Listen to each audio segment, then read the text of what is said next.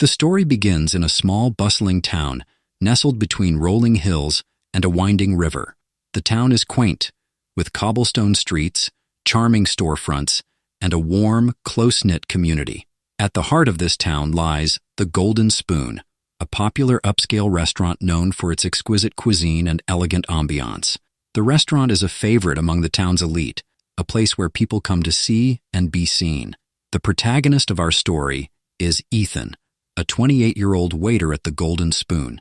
Ethan is a handsome young man with sharp features, always impeccably dressed in his crisp white shirt and black vest. He takes pride in his job, but not for the right reasons. To Ethan, working at the Golden Spoon is less about serving others and more about rubbing shoulders with the wealthy and powerful. He dreams of one day leaving his small-town life behind and making it big in the city, where he believes he truly belongs. Ethan is ambitious, but his ambition is tainted by arrogance and a sense of superiority. He looks down on those he deems beneath him, believing that success and worth are measured by wealth and status. One rainy afternoon, the restaurant is unusually quiet. The soft hum of classical music fills the air, and the scent of freshly baked bread wafts from the kitchen. Ethan stands by the window, staring out at the rain-soaked streets, lost in his thoughts.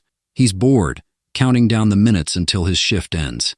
That's when the door creaks open, and a man walks in. The man is elderly, perhaps in his late 70s, with a weathered face and a hunched posture.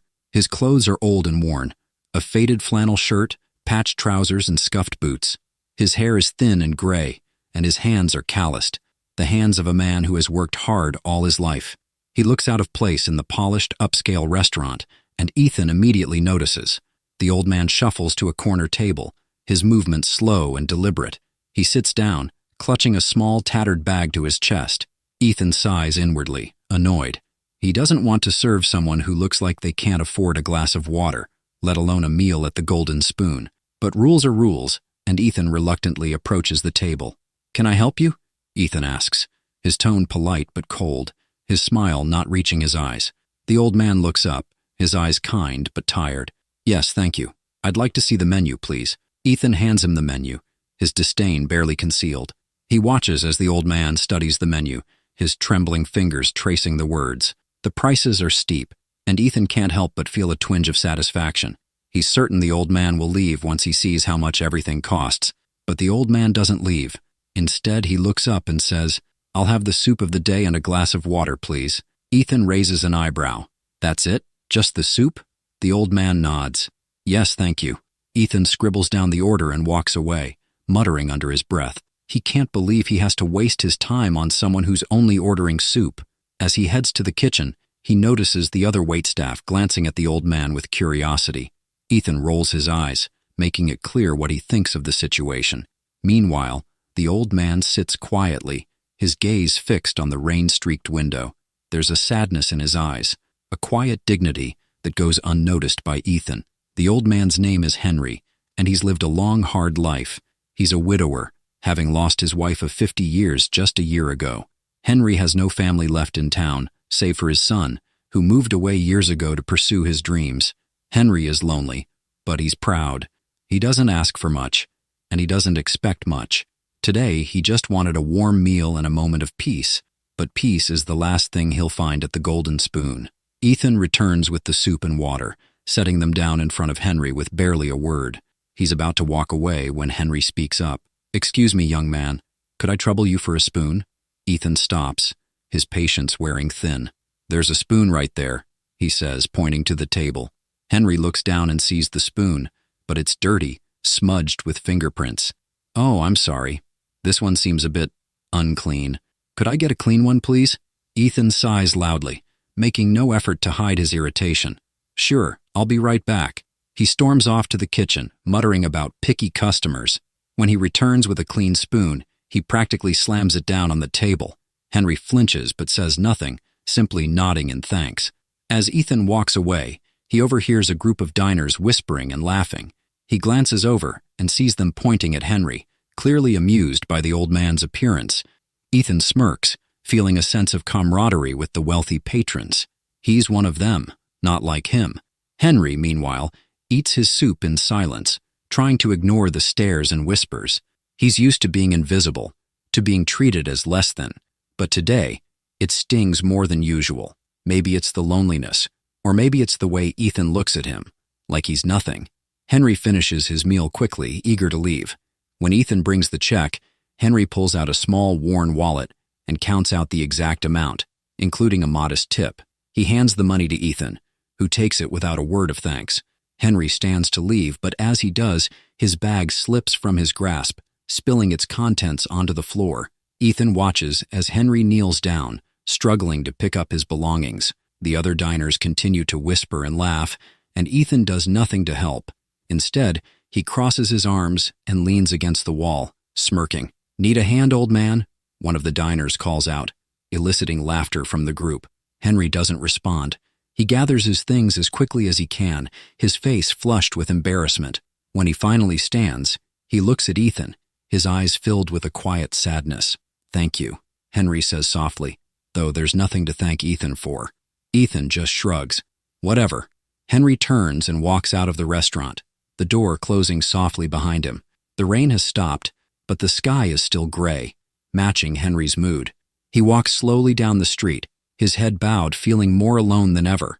Back inside the Golden Spoon, Ethan returns to his post by the window, feeling smug. He's glad the old man is gone, glad he doesn't have to deal with him anymore. But as he looks out at the street, he sees something that makes him pause. A sleek black car pulls up to the curb, its engine purring softly. The door opens, and a man steps out. He's tall and well-dressed, wearing an expensive suit and polished shoes. His hair is perfectly styled, and he carries himself with an air of confidence and authority.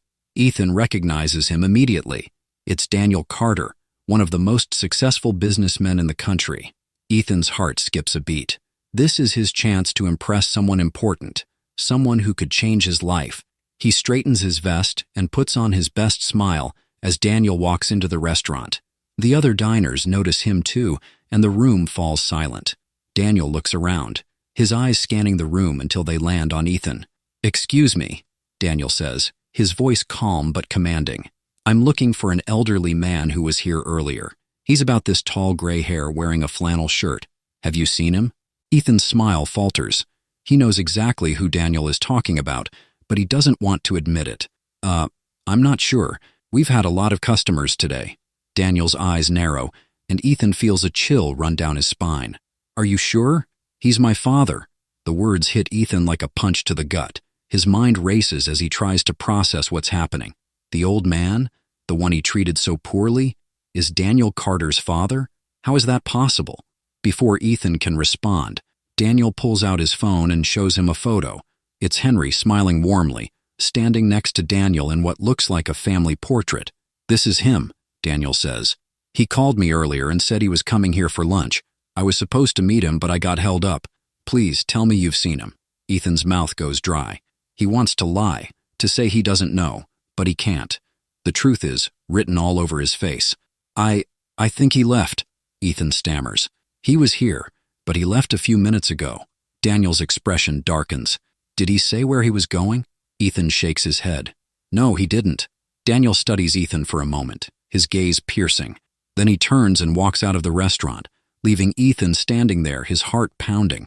As Daniel drives away, Ethan feels a sinking feeling in his chest. He knows he's made a terrible mistake, but it's too late to take it back. The rest of Ethan's shift passes in a blur. He can't stop thinking about what happened, about the way he treated Henry, and the look on Daniel's face when he realized Ethan had lied. He tries to convince himself that it's not a big deal, that Daniel will forget about it, but deep down, he knows better. When his shift finally ends, Ethan heads home, his mind racing. He's barely through the door when his phone rings. It's his manager, Mrs. Thompson. "Ethan, we need to talk," she says, her tone serious. "Come to the restaurant first thing tomorrow morning." Ethan's stomach churns. He knows this can't be good. The next morning, Ethan arrives at the Golden Spoon early. Mrs. Thompson is waiting for him in her office, her arms crossed and her expression stern. "Sit down," she says, gesturing to a chair. Ethan sits, his hands trembling. "What's this about?"